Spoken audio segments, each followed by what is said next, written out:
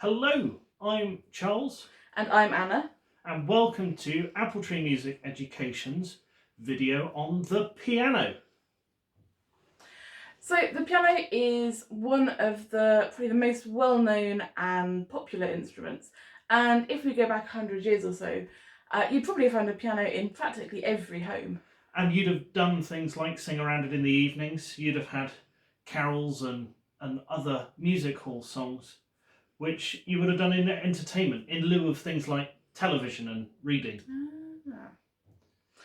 So the piano was invented in about 1700, which is over 300 years ago, by a man called Bartolomeo Cristofori. That is a really great name. Isn't it? It's fantastic. So the piano was a really exciting invention at this point, because unlike instruments that had come before it, which looked kind of similar, and things like the harpsichord, it could play quietly and it could play loudly. Its name actually is short for pianoforte, which translates from Italian to mean quietly, loudly. So that it gave itself a unique selling point among instruments of its type and rose to fame quite quickly. And it's really been popular ever since. It's played in loads of different styles, in classical, in jazz, in pop, and it also gets used in lots of different circumstances. So it can be played by itself, or it can also be used to accompany other instruments to provide a kind of a backing for them to play along to. It also plays in orchestras as a solo instrument, giving its own unique sound to a larger piece. Absolutely. So lots of composers wrote for the piano. One of the most famous, one that was part of the kind of rise to fame of the piano, is Ludwig van Beethoven. Very famous for lots of pieces, including his sonatas. Mm. And Chopin. Yeah, Chopin wrote a lot of pieces for the piano as well, as did Debussy, who was a bit more modern, and he wrote loads of kind of descriptive pieces that describe things like the sea or things from nature. And we can't forget, when mentioning the piano, to mention Scott Joplin.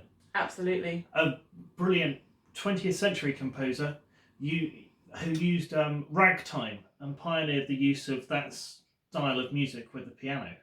And I think one of his most famous pieces that you could go and have a listen to is called The Entertainer. So, how do we make the piano make a sound? Well, first of all, we have to open the lid. You can have a handy music stand with the piano. It's really useful. Then we have the keyboard. What are the keys? Oh, so we have two types of keys. What do they do? So we've got some white keys and we've got some black keys. And all of them, you just press them and they make a sound. It's as easy as that.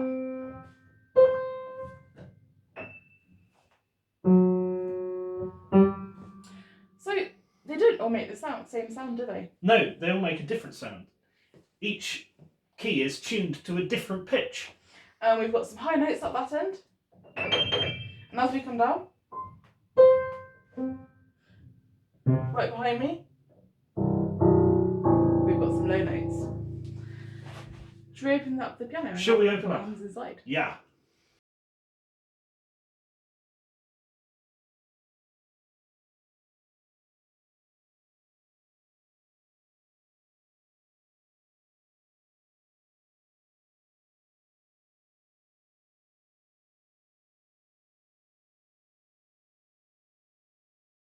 So if we have a look inside the piano, we can see that we have got loads of strings.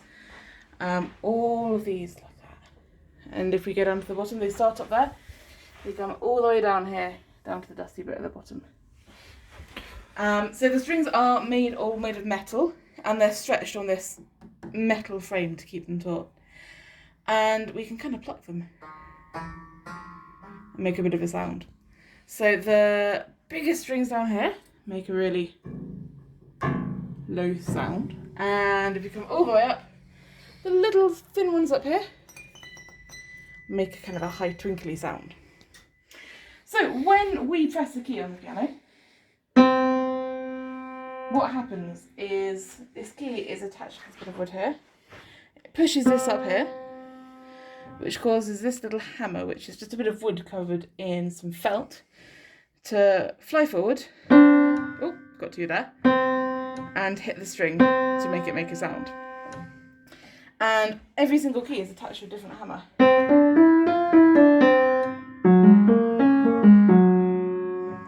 Now, when we take our finger off the key, if you come right in here, you can see when I take my finger off, these little bits here, which are called dampers, come forward and stop the string from vibrating and stop the sound.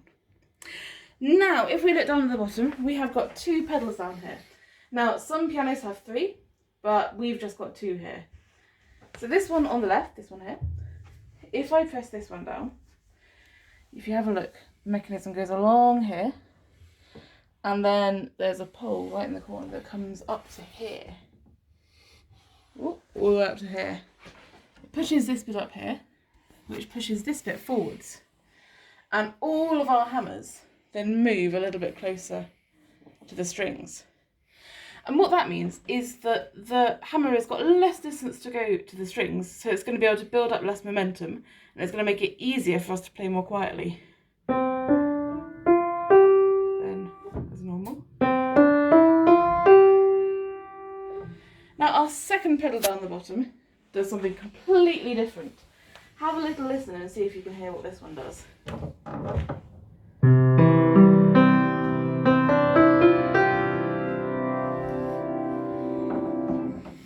So what this one does is it's got a similar mechanism down the bottom, but what it does is if we press it down, it's a really little movement, but it moves all the dampers back a little bit, and the dampers are going to stop working. So now when I take my fingers off, the notes keep on ringing, so that allows us to get this lovely smooth ringing sound with lots of notes at the same time. And when I finally do take my foot off the pedal, the dampers come back in and stop the sound. So let's have a little look at what it looks like if I play a piece.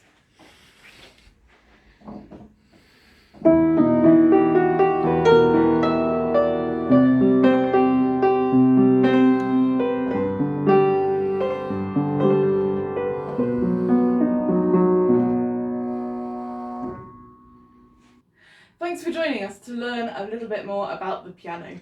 And don't forget, you can join us on Thursday afternoons at 4:15 for our live Zoom music sessions.